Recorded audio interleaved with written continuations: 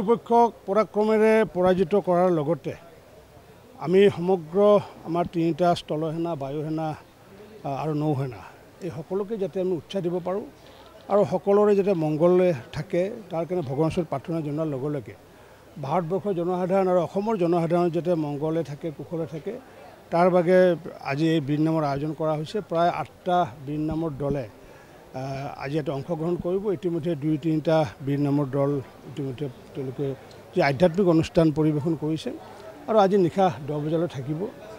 যিহেতু পৰিস্থিতি এনেকুৱা সকলোৱে জানো আমি, তো তাৰ মাজতো আমি সকলোকে উৎসাহ দিয়াৰ কাৰণে, কাৰণ আমি যদি একেবাৰে নিৰস হৈ পেলাই যদি বহি যাওঁ, গতিকে আধ্যাত্মিকতাৰে আমি পৰিপূৰ্ণ হৈ পেলাই যদি আমি সাহস যাতে গোটাব পাৰোঁ প্ৰতিগৰাকী ভাৰতীয়, প্ৰতিগৰাকী অসমবাসীয়ে, তাৰ কাৰণে আমি আহ্বান জনাইছোঁ।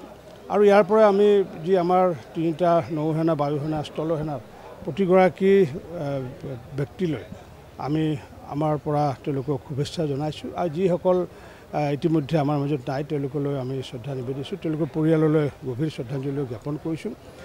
যিহেতু ভাৰতবৰ্ষৰ সন্মুখত পাকিস্তান একো ডাঙৰ এখন দেশ নহয়, কাৰণ 16 কোটি জনসাধাৰণ নিমিষতেৰে শেষ কৰিব পাৰিলেহেঁতেন, কিন্তু ইমান দিনে ধৈৰ্য ভাৰত চৰকাৰে ৰাখি আছিলে। কিন্তু যেতিয়া ভাৰতবৰ্ষৰ ভূমিত এনেকুৱাকৈ আধ্যাত্মিকভাৱে অহা ব্যক্তিসকলক, টুৰিষ্টসকলক যেতিয়া হত্যা কৰা হ'ল, তাৰপিছত ধৈৰ্যৰ বান্ধ সকলোতে ছিগিব। তাৰ কাৰণে আজি এই যি আক্ৰমণ চলিছে ভাৰতবৰ্ষৰ পৰা, আৰু নিশ্চিত ওপৰত 100% বিজয় হ'ব মাননীয় প্ৰধানমন্ত্ৰী নৰেন্দ্ৰ মোদী ডাঙৰীয়াৰ নেতৃত্বত। আমি যাতে সকলোৱে কুশলে থাকে, মংগলে থাকে, তাৰ কাৰণে আমি আধ্যাত্মিক অনুষ্ঠান আয়োজন কৰিছোঁ।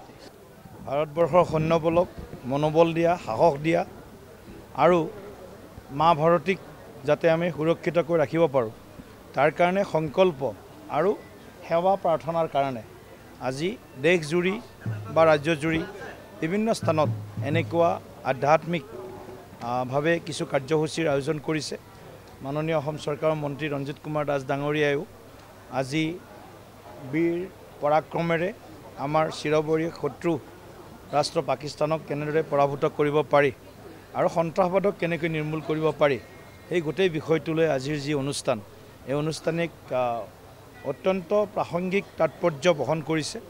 আমি সকলোৱে আজি প্ৰাৰ্থনা কৰিছোঁ প্ৰতিগৰাকী সৈনিক যাতে কুশলে থাকে, বায়ুসেনা, স্থলসেনা, নৌসেনা সকলো যাতে কুশলে থাকে।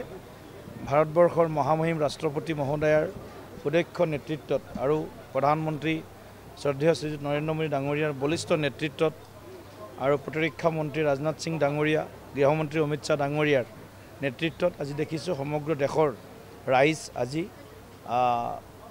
এক শক্তিশালী স্থিতিত আছে। আৰু ভাৰতবৰ্ষৰ 140 কোটি জনগণ আজি পাকিস্তানত যি তেওঁলোকৰ ঘৃণনীয় কাম তেওঁলোকৰ জৰিয়তে হৈছিল, যি মহাপাপ কৰিছিল, তাৰ মহাপ্ৰায়শ্চিত্তও পাকিস্তানে নিশ্চয় ভুগিছে বা ভৱিষ্যতৰ দিনত আৰু অধিক ভুগিব লাগিব। তাৰ কাৰণে প্ৰতিগৰাকী ভাৰতীয়ই সংকল্প ল'ব লাগিব যে এই বিপদৰ সময়ত আমি দেশৰ লগতে আমি আমাৰ দেশৰ সুৰক্ষাৰ কাৰণে সংকল্পেৰে আমি মা ভাৰতী সেৱাৰ কাৰণে সদা সষ্টম হৈ নাগৰিক সমাজৰ দায়িত্ব আমি নিৰ্বহন কৰিম।